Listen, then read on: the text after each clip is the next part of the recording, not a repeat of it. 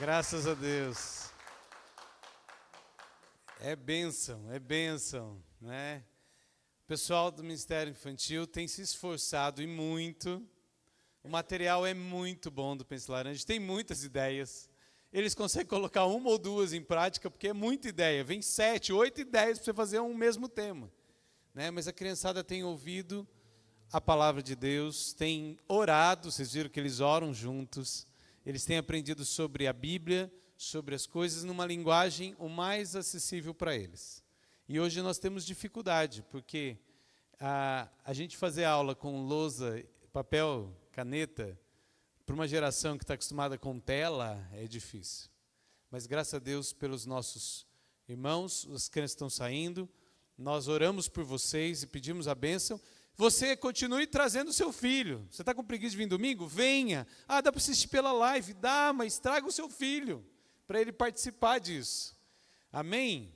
Não falte, porque tem pai que vem 2 semanas, fica 3 sem vir. Vem uma, fica 3 sem vir. É consistência, queridos. Vença o frio, vença o calor. Semana retrasada a gente estava com frio aqui, né? A ceia foi com a gente de terno e gravata. Gravata não, porque não, mas terno porque estava friozinho. Semana passada eu preguei de manga curta.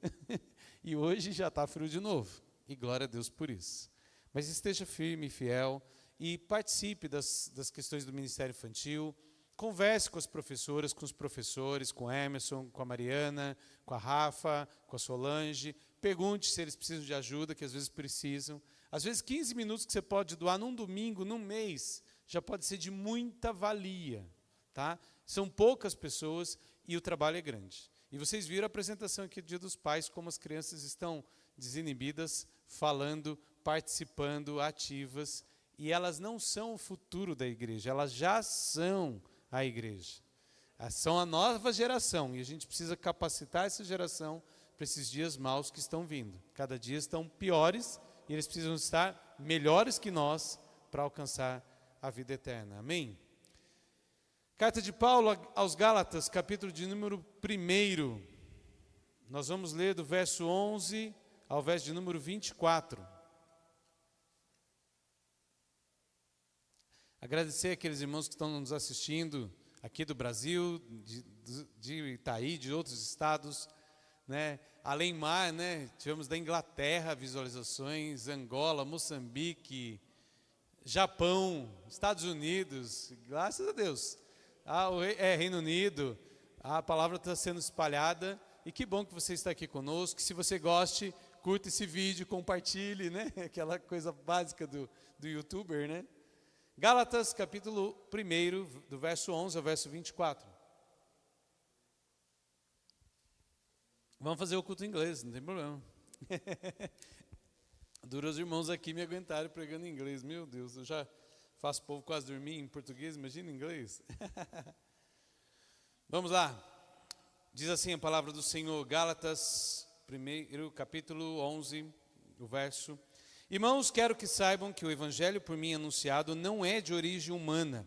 Não o recebi de pessoa alguma, nem me foi ele ensinado. Ao contrário, eu recebi de Jesus Cristo por revelação.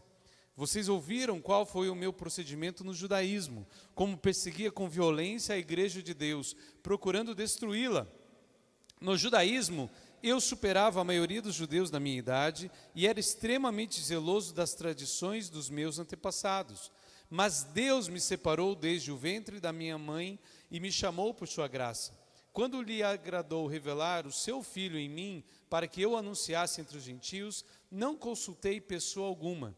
Tampouco subi a Jerusalém para ver os que já eram apóstolos antes de mim, mas de imediato parti para a Arábia e voltei outra vez a Damasco.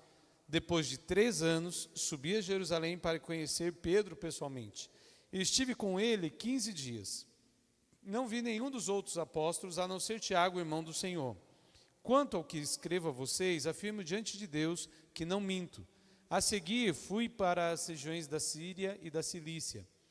Eu não era pessoalmente conhecido pelas igrejas da Judéia que estão em Cristo. Apenas ouviam dizer, aquele que antes nos perseguia, agora está anunciando a fé que outrora procurava destruir. E glorificavam a Deus por minha causa. Até aqui. Pai querido, nós te bendizemos por estarmos juntos, por sermos tua igreja, por confessarmos que Tu és o Messias, o nosso Salvador, por sabermos que Teu é o reino eterno, sempre eterno. Por isso te pedimos que o Teu reino flua em nós, que a Tua igreja seja cheia do Teu Espírito Santo, e que a palavra do Senhor que sai e não volta vazia, mas faz o que o Senhor aprove antes da formação dos séculos, que o Senhor possa agora transformá-la, Pai, e transformar-nos através da Tua palavra. Ajuda-nos, ó Deus, precisamos e carecemos do Senhor, precisamos da Sua graça e da Sua misericórdia, Pai. Em nome de Jesus nós te pedimos. Amém. Amém. Queridos, estamos fazendo um tour, uma pequena viagem na carta de Paulo aos Gálatas. Se os irmãos quiserem tirar o retorno aqui para mim, eu agradeço. Por que é interessante olhar a carta aos Gálatas? Primeiro, é a primeira carta que Paulo escreve. Semana passada eu não comentei isso. É a primeira das cartas todas do apóstolo Paulo. Das 13 cartas, ela é a primeira. Segundo, foi a primeira localização que Paulo foi pregar, foi justamente na Galácia. Ele começou o ministério, ele começou o trabalho dele como apóstolo na região da Galácia, no meio dos Gálatas, naquelas cidades que a gente mostrou no mapinha lá na outra semana. Né? Tem o Ponto, Porfíria, tem outras cidades aí, Troades e tantas outras cidades. Ele começou ali. E é interessante Paulo escrever essa carta aos Gálatas, justamente porque ele sabe que eles estão se desviando da fé. E esse é o grande desafio. E nós nos propomos a estudar sobre igreja, cultura e reino. Reino, cultura e igreja. Como queira a ordem, cultura, reino e igreja. Porque essas coisas estão imbricadas e a gente confunde. Elas estão muito juntas e a gente confunde e a gente acha que aquilo é sim. Por exemplo, Natal. Quando a gente fala em Natal, o que a gente pensa? Nas músicas de Natal, né? Jingle Bells, né? Mas a gente pensa também naqueles hinos, né? Ó vinde fiéis, triunfantes, alegres. Música de Natal. Mas essa música é da Europa, do século 17, 18, 19. Não é lá da época de Jesus. Não se comemorava Natal desse jeito. Né? A gente confunde o que é cultura, o que é religião e o que é cristianismo, o que é igreja de verdade. E hoje nós vamos falar de um dos pilares mais importantes na igreja e no reino, que é a conversão. Nós vamos falar sobre conversão. A conversão de Paulo e a nossa conversão. Nós vamos falar sobre isso. Próximo. A leitura aqui já foi feita. O próximo.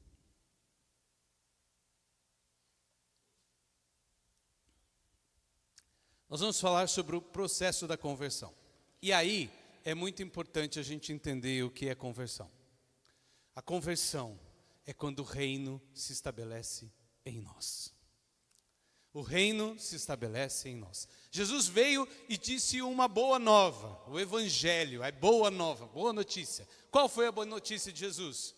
Arrependam-se, porque é chegado o reino de Deus, aleluia. A conversão começa quando você entra no reino de Deus e o reino de Deus entra em você. O reino inicia em você quando você se converte. Qual é a boa notícia? É que você pode se arrepender porque está próximo o reino de Deus. Próximo a qual distância? A 2 quilômetros? A 1 metro, como eu estou aqui da Sandra? Não, está disposto a distância de um coração arrependido. E arrependimento, a gente tem que entender isso bem entendido. A palavra no grego aqui é metanoia. Metanoia vem de 2 palavras gregas. Meta, que é acima, além. E noia, não é do cara noia. O noia significa mentes, plural de mentes. Né? Tanto que você tem uma paranoia, é quando você está... Né? A noia tem a ver com essa questão mental. Então, o que é a metanoia? É você ir além daquilo que a mente compreende. Além da compreensão da mente. Além daquilo que eu tenho por verdade. Eu olho no céu, eu vejo o sol subindo, atravessando o céu e descendo. A tendência natural é a gente achar que a Terra está parada e o sol está girando. Mas hoje a gente sabe, pela ciência, pelos estudos, que, na verdade, é a Terra que está rodando ao redor do Sol. Não é? E ela está rodando, tendo a sua rotação em torno de si. Isso vai além da compreensão natural. Mas a gente sabe disso. Claro que tem pessoa que ainda insiste que a Terra é plana.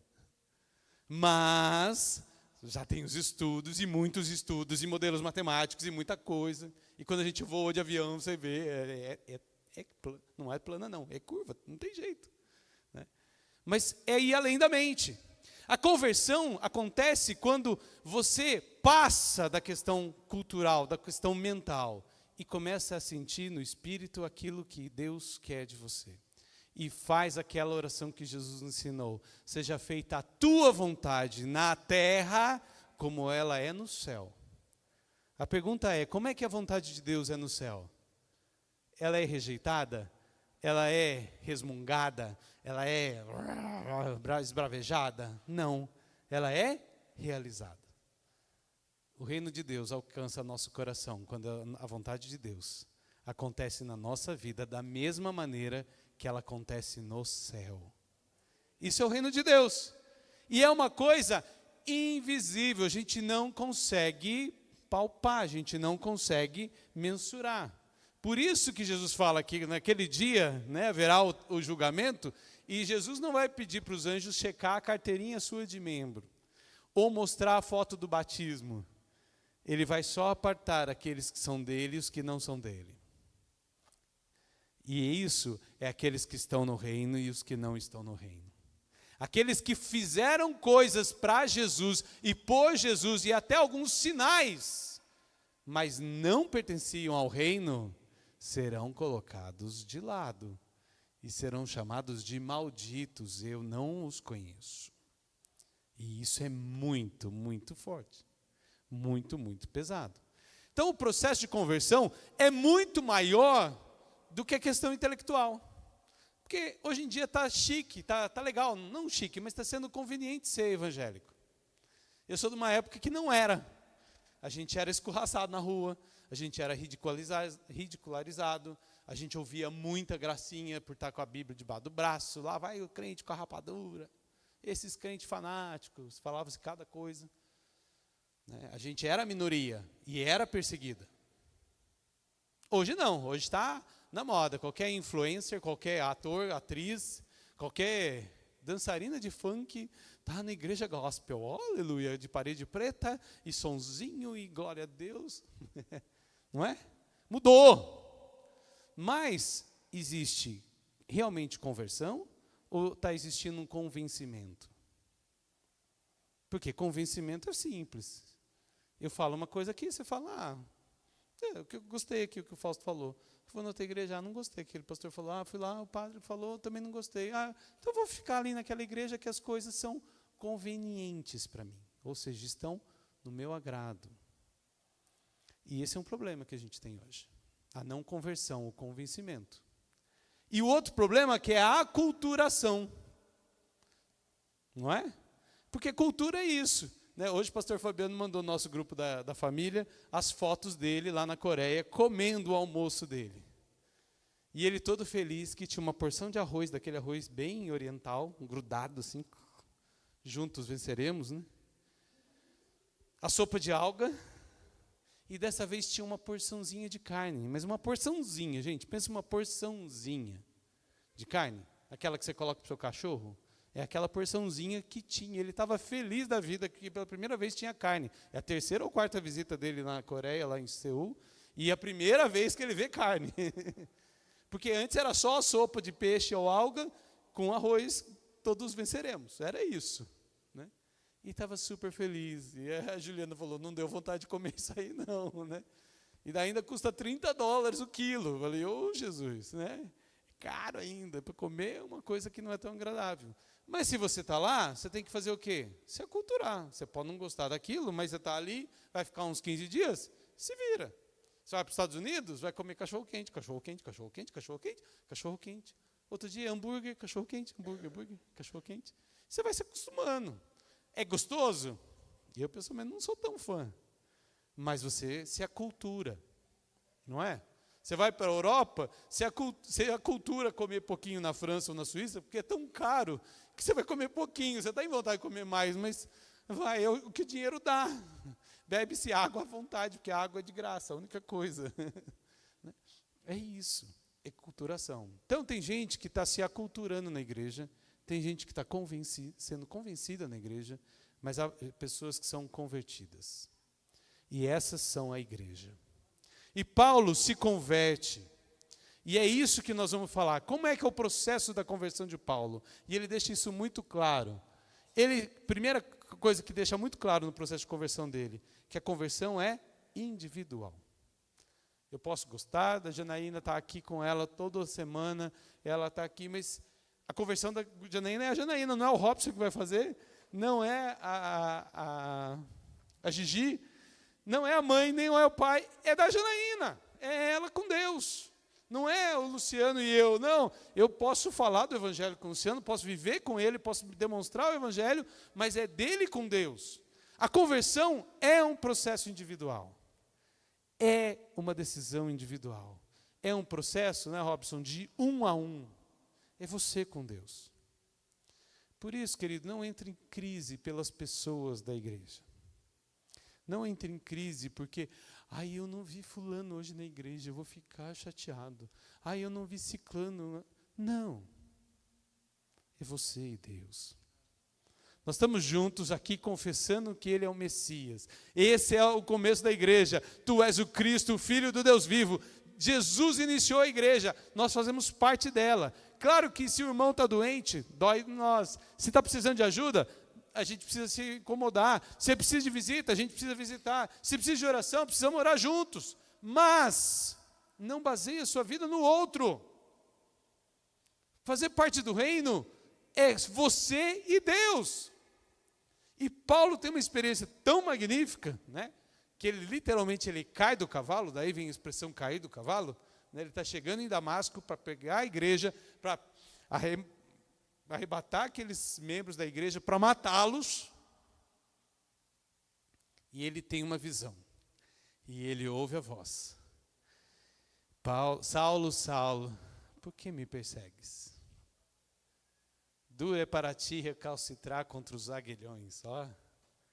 Daí, quem é o Senhor? Eu sou Jesus, a quem tu persegues.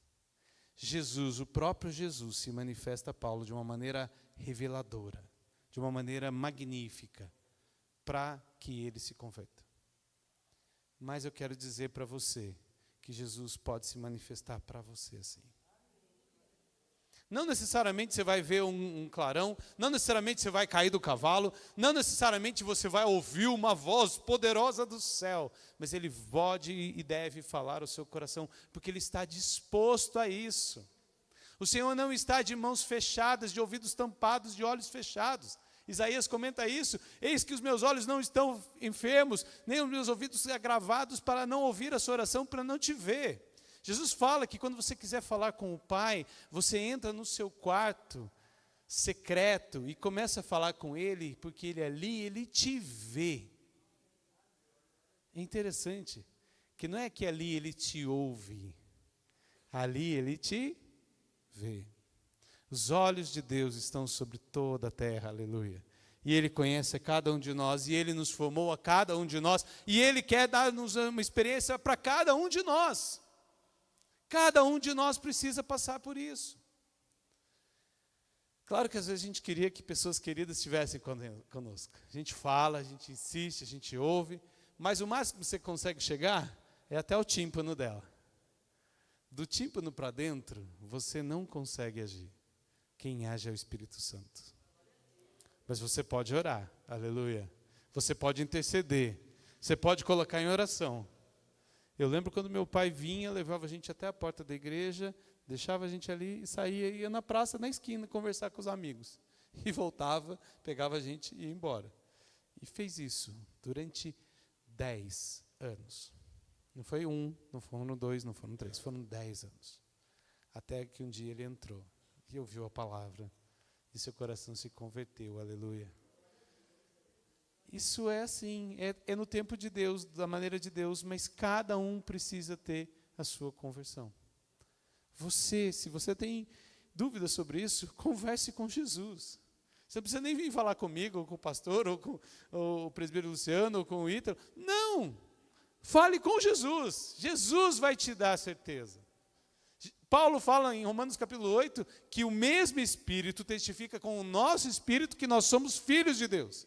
A filiação de Deus está no momento que você sente o Espírito Santo na sua vida, e Ele confirma no seu coração que você está liberto das garras do reino do inferno, do império das trevas, e agora você pertence ao reino de Jesus, aleluia. Então a conversão é única, é individual, e é para você e é para mim. Aproveite o tempo da graça, não espere para amanhã. A gente não sabe se a gente vai ter amanhã. Já aconteceu isso com você? Eu tive essa sensação que foi terrível, né? O rapaz mais popular da minha sala, primeiro ano de faculdade, a classe quase toda ficou de exame em anatomia. Anatomia pegava bastante pesado com a gente. 15 dias ali estudando para a prova de anatomia. Caiu uma questão. Prova de anatomia, caiu uma questão. Defina o que é mediastino, quais os seus limites, tudo que tem nele e qual a sua importância no corpo humano. Mediastino, para vocês saberem, é esse espaço que fica aqui, onde está o coração, esse espaço entre os pulmões, bem no meio do tórax. Só essa questão, Jéssica, só isso, assim, uma questãozinha básica. Tá, vamos lá, a gente fazer. E a gente terminou e todo mundo feliz, porque a gente já esperava que fosse cair uma coisa muito, muito difícil. É difícil, mas não é tão difícil. Poderia cair rodapé do rodapé do rodapé. Não, caiu uma coisa que todo mundo minimamente sabia. Pelo menos tirar um 2, 3 ali, dava para tirar. Agora, se o cara estudou, dava para tirar um 5, um 7. Quem sabia muito, dava para tirar um 10. Mas comemoramos ali no final, todo mundo conversando. Peguei o ônibus, fui para casa, cheguei em Assis, feliz da vida, vou passar de ano, estou tranquilo, férias, primeiras férias de fim de ano. 50, 60 minutos depois, chega a Fabiana, minha colega de turma, Fausto, o Henrique morreu. Eu tinha acabado de conversar com o Henrique, a gente se abraçou, todos nós conversamos. O cara era o cara mais gente boa da faculdade. Mais gente boa da faculdade. Saiu, foi embora para casa e uma caminhonete acertou o carro dele e ele faleceu. Ou seja, a vida é assim. A gente não sabe o que vem por aí. A gente não tem noção do futuro. Então, a conversão é para hoje, querido. Se você ainda não se converteu, hoje é o tempo oportuno de Deus. Hoje é o tempo da graça. Hoje é o momento de você encontrar a Cristo. Por mais que o seu coração ainda não entendeu tudo, o seu cérebro não entendeu, mas confie nele, porque ele veio te trazer vida e te libertar do império das trevas para o seu reino maravilhoso de luz. Aleluia. Segundo, a conversão é pela revelação de Jesus. Não é para falar de alguém, do pastor, do presbítero, do diácono, do ancião. Não! É Jesus e só Jesus. Porque eu não morri na cruz por você, o Luciano não fez isso, ninguém aqui fez isso por ninguém. Malemar, o máximo que a gente faz é dar um café para alguém, né? Dar um sapato para alguém, né? Fiquei sabendo que o irmão foi descalço ontem embora. Aleluia, glória a Deus. Né? Chegou alguém aqui precisando, né? Meio embriagado, o Luciano pegou, tirou o sapato dele e deu, glória a Deus. Mas isso não vai dar mérito para ele no céu. Isso é realidade do amor de Cristo, porque a gente deve ter. É isso. Mas a revelação de Jesus Cristo, a única pessoa que importa é Jesus Cristo, o Senhor. Ele é o Messias. Ele é aquele que os profetas falaram. Ele é aquele que ia levar sobre si as nossas dores e as nossas enfermidades, e pelas suas pesaduras nós seríamos sarados. Aleluia! É Ele. Ele deu a vida na cruz, e no meio de várias outras cruzes. Tinha mais duas ali, mas o Império Romano crucificou milhares e milhares de pessoas. Mas uma cruz era especial, porque era de alguém sem pecado, aleluia. era do Cordeiro Santo de Deus. E ele se entregou por nós e se fez vida por nós. Ele se fez morte para morrer a nossa morte, para que nós vivêssemos a sua vida. Aleluia. É a revelação de Jesus. É só Ele, mais nada. Jesus é o Cristo. Isso é importante. Se você crê nisso, você está no reino de Deus. Aleluia. E a conversão é pela graça. Não é por coisas, não é por barganha. Não é assim, eu vou jejuar 40 dias e Deus vai me salvar. Não é, eu vou rasgar o meu diploma e dar tudo que eu tenho para os pobres e isso Deus vai me salvar. Não é eu fazer boas ações durante 60 anos e Deus vai me salvar. Não, é graça de Deus. Paulo fala isso. Lá no ventre da minha mãe, Ele me concebeu e alcançou-me pela sua graça. É um favor, é um presente além daquilo que a gente merece. Sabe o presente que é além daquilo que a gente merece? Que a gente trata a graça como um favor imerecido. Né? Mas imagina, Saulo, eu chego aqui, te dou uma caminhonete, mas te dou a caminhonete zero, com os documentos, com o seguro pago e com o tanque cheio. É muita coisa, não é? Você falou, Jesus, eu também quero. Graças a Deus não tem dinheiro para dar caminhonete para ninguém, né? A não ser que se fosse de brinquedinho, né? Uma vez eu fiz isso com um primo meu, que ele falava tanto que queria um Porsche. Eu fui lá, comprei um pequenininho, dei no aniversário dele. É que seu Porsche, né? Dei um Porsche para ele, não pode falar que não. Mas se eu fizesse isso, né, em relação ao Saulo, eu dou uma caminhonete e dou o tanque cheio, dou documentação e dou o seguro, né, e ainda pago 3 anos de seguro. É muito favor. Isso é graça. É esse favor além do que a gente imagina. Porque Paulo, imagina, ele fala, Deus me escolheu no ventre da minha mãe. Só que depois disso,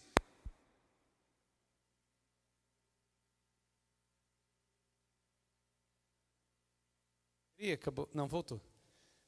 Ele vai estudar com Gamaliel, ele vai ser judeu, ele vai perseguir a igreja, ele vai estar no dia que Estevão é apedrejado, o pessoal deixa as capas ali com ele, porque ele era um dos mais novos, mas ele está consentindo na morte de Estevão, e ele começa a perseguir a igreja e prender as pessoas para que elas sejam presas.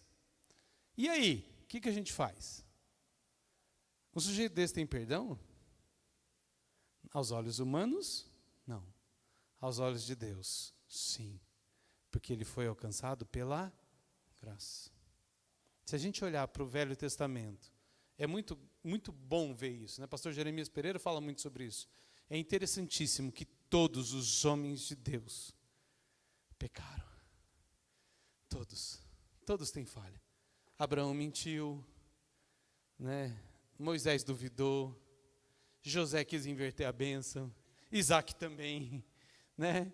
E a gente vai vendo quantas coisas aconteceram. Davi adultera e manda o marido da mulher que adulterou com ele para a guerra para ser morto, né? Salomão todos os grandes personagens da Bíblia têm as suas dificuldades, todos, mostrando que todos nós somos salvos por graça.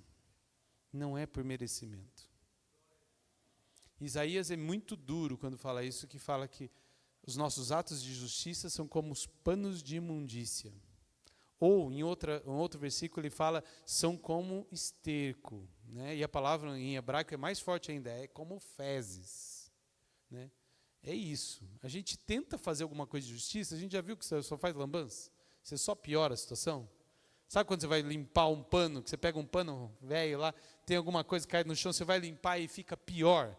Tipo, cai o ovo, assim, aquela coisa gosmenta, você vai tentar limpar, daí você espalha a gema, assim, na cozinha inteira. Esse é o nosso ato de justiça. A gente querendo ser justo, a gente faz umas melecas assim. Mas é pela graça que nós somos salvos, mediante a fé em nosso Senhor Jesus Cristo.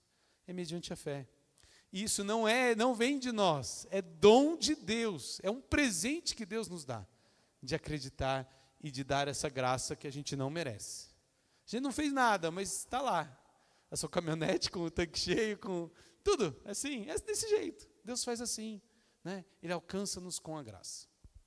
Mas vamos dar uma olhadinha em alguns detalhes da vida de Paulo, para a gente entender quão difícil isso é.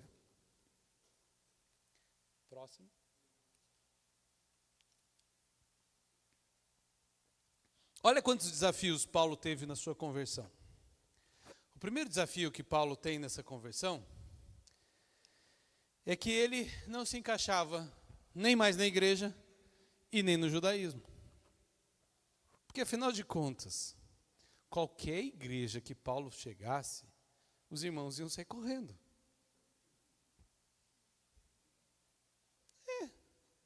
Imagina se eu falo aqui, né, com todo respeito, ainda mais nós estamos na internet, a gente tem que tomar cuidado. Mas alguém que de outra religião, não vou nem falar religião para não dar confusão, mas alguém de uma outra religião que odeia crentes e que entende que vai para o paraíso se ele matar crentes. Esses que falam de Jesus merecem ser mortos, porque isso é vontade de Deus. E essa pessoa está passando de igreja, de cidade em cidade. Você fica sabendo que ele passou ali em Jaú, matou alguns cristãos, passou em São Manuel, matou mais alguns cristãos, passou em Avaré, matou alguns cristãos ontem, e hoje a gente tem culto.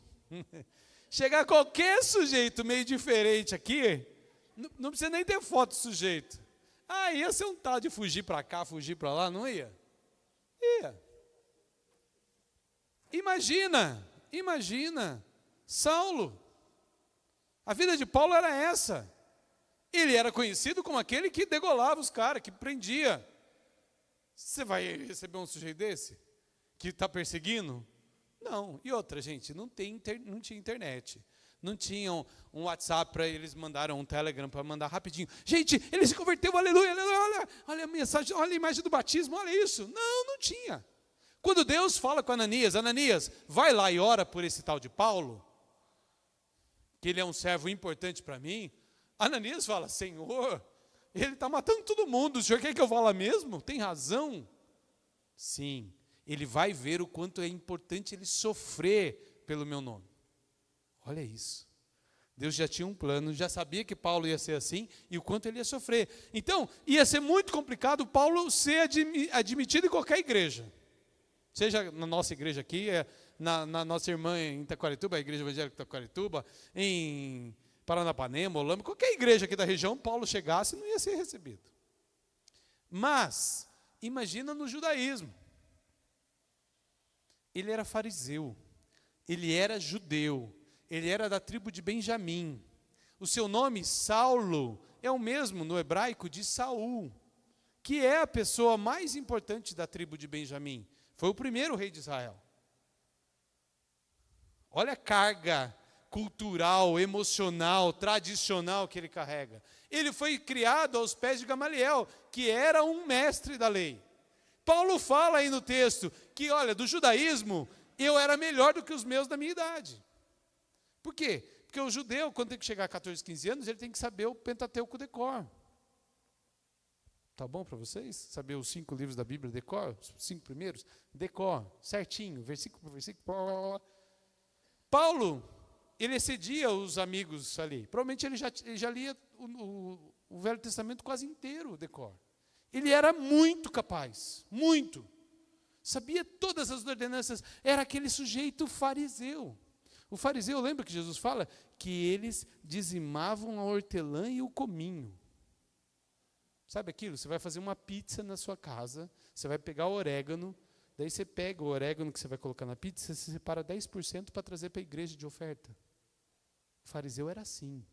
Pega 10% da mussarela, 10% do tomate, deixa separadinho para trazer para a igreja. Esse era o fariseu. Esse era Saulo. Um sujeito cumpridor da lei. Mas agora ele entende que essa lei toda, agora não vale nada se não for Jesus o Messias. Jesus o Messias é o cumprimento da lei e está tudo resolvido. E agora? Paulo fica sem lugar. Posso te dar uma notícia ruim? Vou te dar uma notícia boa. Jesus quer que você esteja no reino com Ele hoje. Aqui, no reino. Não precisa necessariamente estar lá no céu, mas que você faça parte do reino. Segunda, a parte ruim. Quando você tomar essa decisão, as coisas vão complicar na sua vida. Complica. Por quê? Porque parece que nada mais se encaixa. Você já não se encaixa mais. Sabe aquela balada que você ia, que você achava deliciosa? Você vai também. Mas você vai chegar lá e falar, Puxa, mas os caras só ficam felizes quando estão bebendo, mas não estou querendo beber. Mas olha, eu vou ter esse horário, mas eu ia estar na igreja. E você começa a não fazer parte daquele ambiente. Mas ao mesmo tempo você também não faz parte do outro ambiente, porque você fala, nossa, esses crentes são meio estranhos ainda, eu não consigo fazer igual eles fazem. Essa vivência inicial é difícil. É difícil. Tanto que Paulo toma uma atitude drástica. Ele vai para a Arábia. Ele vai para o deserto. Ele foge para o deserto. É interessante. Você percebe, Moisés, Deus fez uma grande obra na vida dele. Para onde ele foi? Para o deserto antes de começar a obra. Jesus, antes de começar o seu ministério, ele sai das águas de batismo e vai para onde? Para o deserto. Paulo, antes de começar a ser um missionário que foi e trazer o evangelho até nós, ele foi para onde? Para o deserto. Às vezes a gente precisa ir para o deserto para a gente ficar quietinho, só a gente e Deus. Aprender só com Ele. Não que não seja bom aprender com os outros, mas a gente precisa ter uma vida nossa com Deus. É muito bom que a irmã Irene ore por nós, as irmãs da exceção oram, mas eu não posso depender só da oração dela, eu preciso orar para falar com o Pai. Não é assim? É assim, a gente precisa disso. Eu preciso que o Ivan me apoie, mas eu não preciso depender totalmente do apoio do Ivan. Eu sei que ele vai orar por mim, vai estar aqui, mas não posso contar com isso o tempo todo. Eu tenho que ter a minha vida com Deus. E Paulo faz isso, mesmo tendo oposição na igreja e no judaísmo. Outra coisa difícil, Paulo precisava identificar o que era religião e o que era cultura. Olha que difícil isso. Por quê? Afinal de contas, ele é judeu, ele guarda o sábado. Então, de sexta-noite, do pôr do sol da sexta até o pôr do sol do sábado, você não pode fazer mais nada. Só que agora ele está morando na Arábia, ele está morando em Damasco, na Síria, ele está morando em outro lugar, é outra cultura. E aí? O que eu faço? Eu tenho que me adaptar. Eu tenho que aprender a viver nessa cultura. Tenho que entender o que da religião é o que está realmente escrito e o que daquela religião não é religião, mas é tradição. Paulo fala isso, que ele conhece bastante as tradições. Lembra, Jesus condena os fariseus justamente por causa das tradições. Porque eles falam assim, olha, o mandamento é honra teu pai e tua mãe, honra teu pai e tua mãe, que é o primeiro mandamento com promessa. Amém. Só que, olha, eles falam, tudo que meu pai e minha mãe pudesse receber da minha honra, eu oferto para Deus como sacrifício e não vou respeitar o pai e a mãe. Então, eles inventavam tradições para não cumprir a lei. E é aí que a gente precisa entender. Por exemplo, eu vi um vídeo, o pastor Fabiano mandou, um outro vídeo que ele mandou, a igreja lá na Coreia, 7 mil pessoas, né? 10 mil pessoas? Cabe, acho que é 10 mil. 15 mil pessoas, um templo imenso. E aquele coral cantando. Eu achei lindo. Por quê? Porque eu fui criado, me converti muito cedo. Eu fui criado ouvindo coral. Sou um bom corista? Não.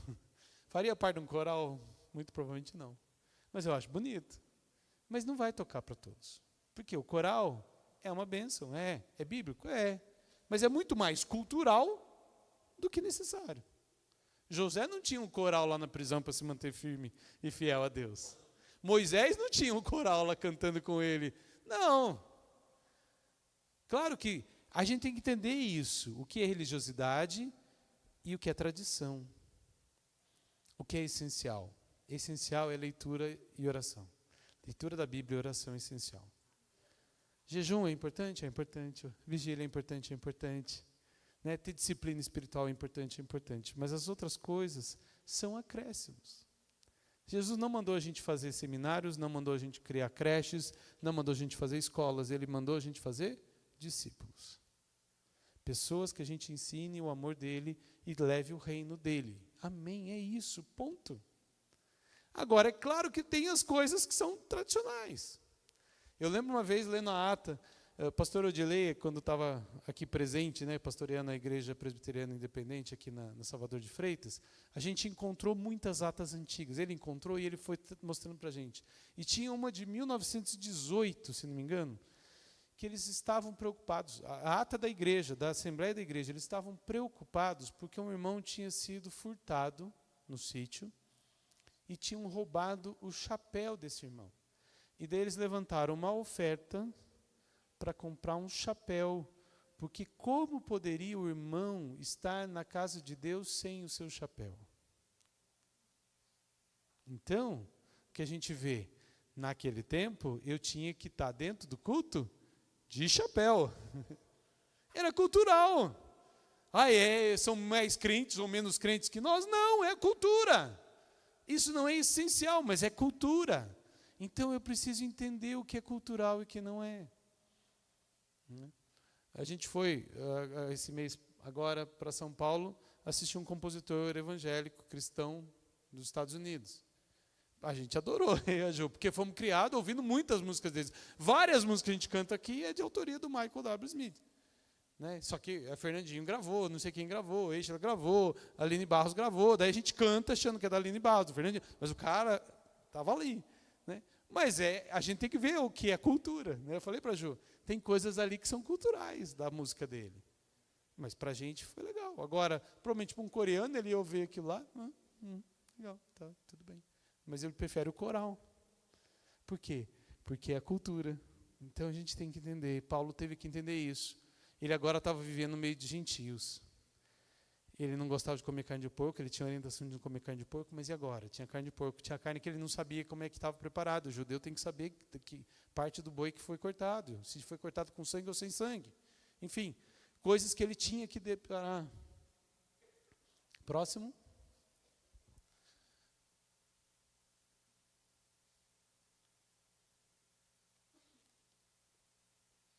Outro desafio de Paulo foi que ele foi para a Arábia, ele foi falar com Deus. Deus deu a visão para ele, você vai ser apóstolo no meio dos gentios. Mas e agora? Já existe uma igreja. Ele era o cara que perseguia a igreja, ele não tem igreja, ele não tem sustento, ele não tem nada. O que ele faz? Depois de tudo isso resolvido na cabeça dele, ele pega e vai para Jerusalém. E fica 15 dias lá com Pedro.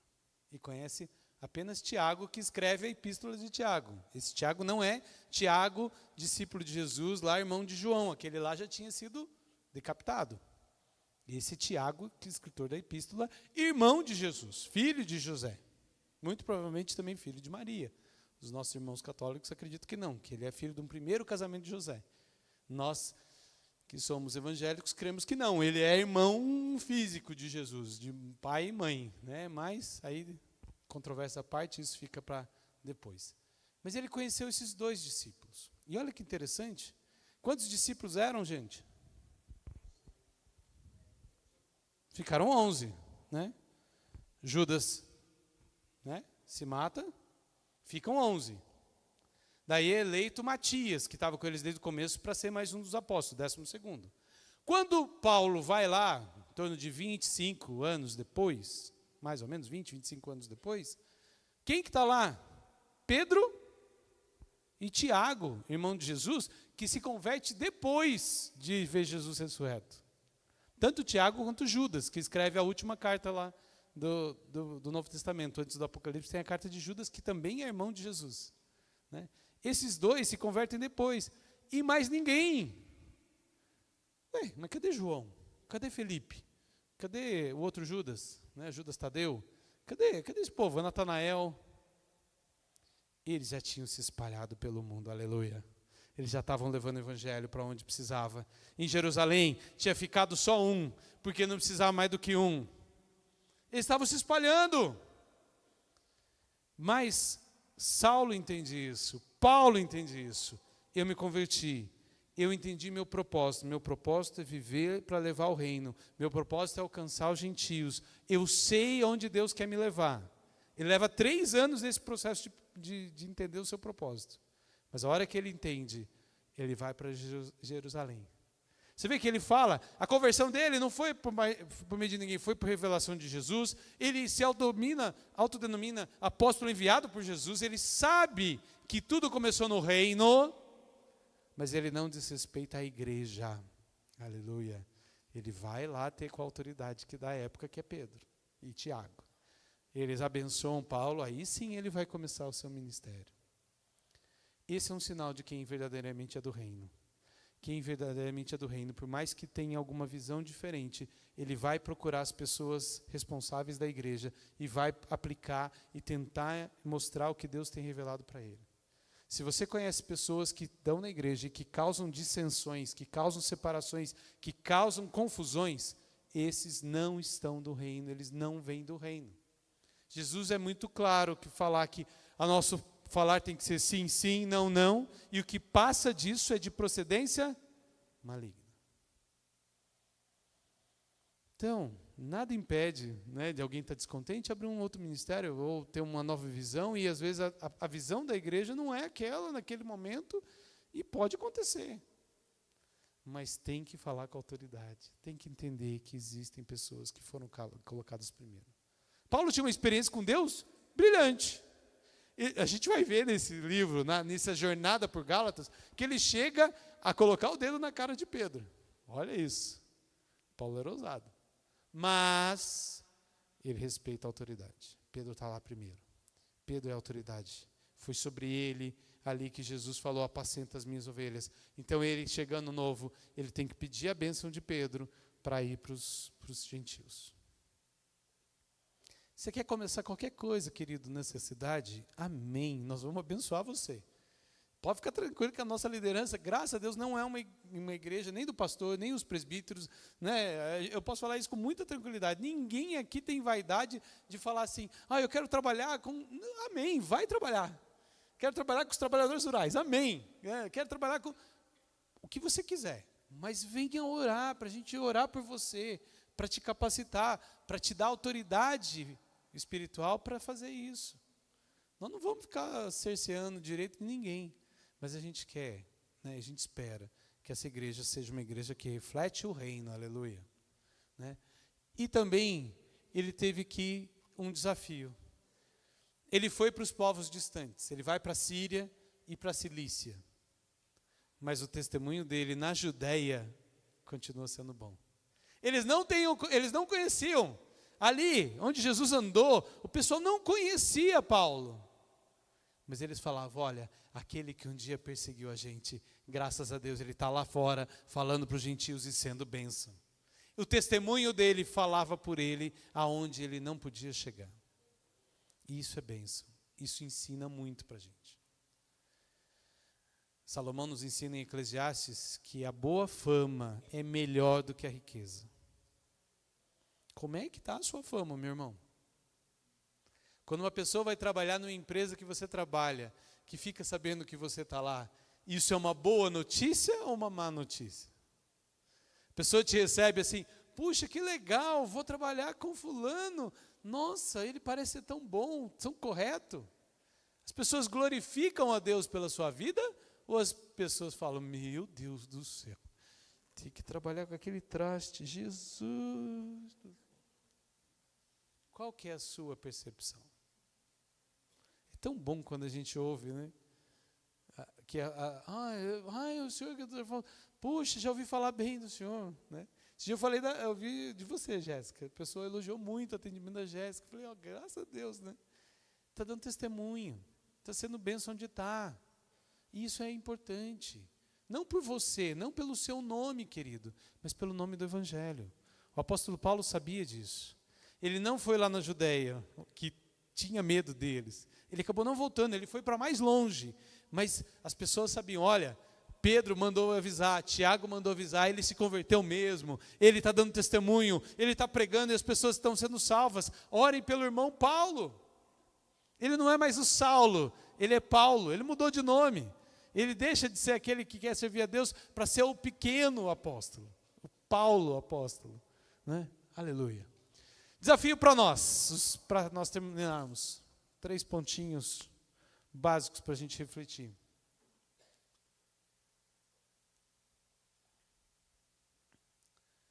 A gente tem que descobrir o nosso propósito, mas depois que a gente descobre o propósito, a gente tem que entender qual é o nosso lugar no reino e na igreja. Qual é o nosso lugar no reino e na igreja? Onde que a gente está no reino? Nós somos quem? Nós somos filhos adotivos de Deus, adotados pelo sacrifício de Jesus. Ele nos fez ser seus irmãos e sermos herdeiros de Deus e co-herdeiros com Ele. Amém? Então, nos lugares celestiais em Cristo, você já é mais do que vencedor.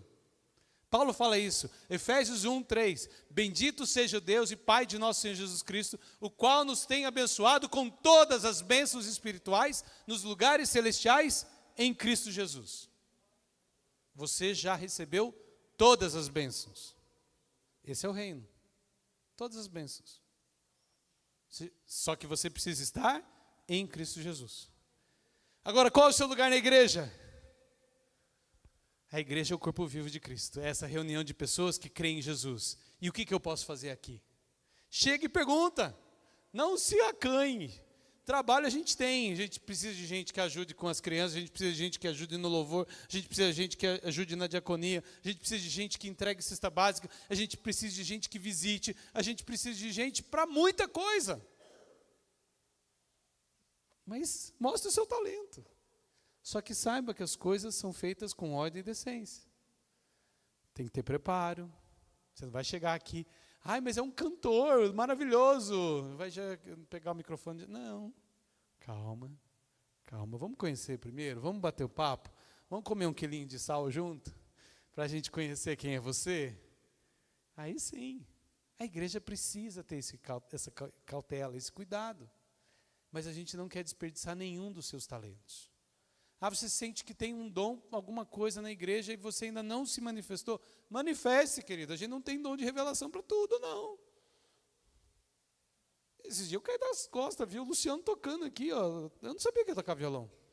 Ele toca. E às vezes a gente precisa de violonista, né? Aí, ó, os irmãos do louvor. Aí um talento, a Ju estava escondida também. O pessoal também assustou a primeira vez que ela subiu ali. Eu sei, Juliana é formada em piano, tem curso técnico de música. Mas tem o piano lá em casa e ficar tocando só lá em casa. Agora está usando talento. A gente, às vezes, não sabe os dons, os talentos, aquilo que você quer, aquilo que você tem vocação. Chega para a gente, fale. Vamos conversar, vamos aproximar, vamos andar junto, vamos conhecer você, vamos ver qual é a pegada, né, como diz a moçada, qual que é a pegada, qual que é a lógica aí para caminhar. Precisamos de ir na mídia, mas precisamos de gente compromissada, gente séria, gente que se converteu. Outra coisa que a gente precisa aprender, que a nossa vida é chamada para a gente ser testemunho para os próximos e para aqueles que estão distantes.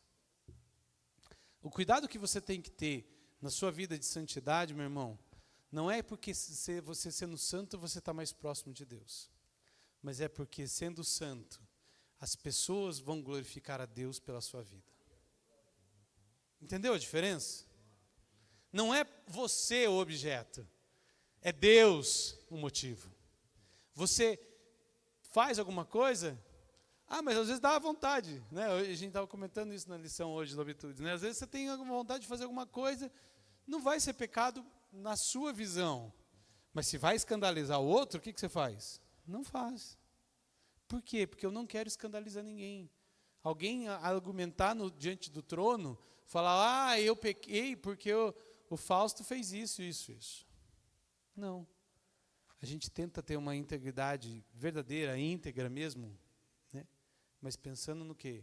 Pensando na integridade do testemunho da gente. A gente é convertido, a gente recebe o reino, recebe as boas novas para sermos testemunhas. Jesus disse isso. E vocês me serão testemunhas, tanto em Jerusalém, como na Judéia, em Samaria e até os confins da terra. Quando Paulo se converte, a última parte começa a ir para os confins da terra. Ele não fica em Jerusalém, ele não fica na Judéia, ele não fica na Samaria. Ele começa a partilhar os confins da terra. E Paulo tinha o sonho de chegar a Tarsis. Apesar dele ser de Tarso, ele queria chegar em Tarsis. E onde é Tarsis? Você sabe onde é Tarsis? É do lado onde é hoje Sevilha, na Espanha. Paulo queria sair lá de Israel para chegar lá na Espanha pregando o evangelho. Por quê? Porque era o final do Império Romano. Ele queria até o fim do mundo mesmo levando o evangelho. A gente precisa pensar nisso, né? Precisa que o nosso testemunho seja testemunho aqui e para os que estão longe. E por último, entender que ser igreja, o nosso motivo de ser igreja, é para refletir o reino de Deus. Igreja é lugar de gente machucada, igreja é lugar de gente ferida, igreja é lugar de gente que precisa de ajuda. Igreja é esse lugar, não é um lugar de julgamento. Mas é aqui que a gente vai mostrar amor, a gente vai mostrar paz, a gente vai mostrar justiça, a gente vai mostrar o amor verdadeiro um ao outro. A gente vai trazer os valores do reino para esse mundo. Porque é assim que Jesus falou. Ele disse que quando o mundo visse o amor em nós unidos em amor, o mundo glorificaria a Deus pela nossa vida. A igreja só existe para glorificar o reino dos céus. A igreja só existe para glorificar o nome santo e bendito do nosso Senhor Jesus Cristo. A igreja só existe para glorificar a Deus Pai, que enviou o seu Filho para morrer por nós naquela cruz do Calvário e nos resgatar através da sua ressurreição para a vida eterna, para sermos herdeiros dele e co-herdeiros com Cristo, aleluia. Essa é a razão da nossa vida. Essa é a razão de ter essas portas, ter esses bancos, ter a live. É isso, glorificar a Deus. Se você quer, se achegue. Se você já é, pense como você tem glorificado a Deus e como as pessoas têm glorificado a Deus pela sua vida. Porque isso vai te dar uma dimensão daquilo que você precisa melhorar, aquilo que a gente precisa se aprumar. Claro que andar junto é difícil, tem hora que tem uns esbarrãozinhos, como ferro a ferro, o amigo é o seu amigo. Às vezes a gente tem umas fiapinhas, umas faísquinhas que saem. Mas aos poucos, Jesus vai sendo louvado, o corpo de Cristo vai sendo construído e o reino vai sendo repleto, pleno, até que Ele venha e cumpra de vez a oração do Pai Nosso. Seja feita aqui na terra a tua vontade, da mesma maneira que é no céu. Nesse dia nós vamos louvá-lo e toda língua se dobrará, todo joelho se dobrará, toda língua confessará que Jesus Cristo é o Senhor, aleluia. É para isso que existimos, é para isso que estamos aqui, aleluia. Feche seus olhos, curva sua cabeça. Junto ao poço estava eu, quando um homem judeu viu a sede que havia em mim. Reflita sobre isso. Sem me ouvir, conheceu e me ofereceu uma água que jorra sem fim. Dá-me de beber, pois tenho sede. Não quero mais buscar em outras fontes. Não precisarei aqui voltar pra minha sede saciar, uma vez que eu já ouvi Deus falar. Tu és por quem a minha alma esperou, a fonte da vida que me encontrou. É o dom de Deus, o Messias, o meu Salvador.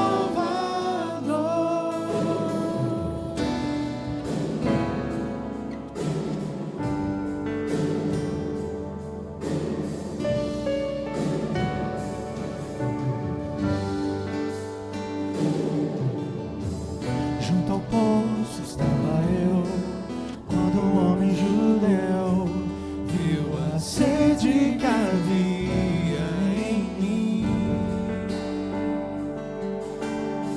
Sem me ouvir, conheceu e me ofereceu uma água que jorra sem fim. Dá-me de beber, pois tenho sede. Não quero mais buscar em outras fontes. Não precisarei aqui voltar pra minha sede saciar, uma vez que eu já ouvi teu falar. Tu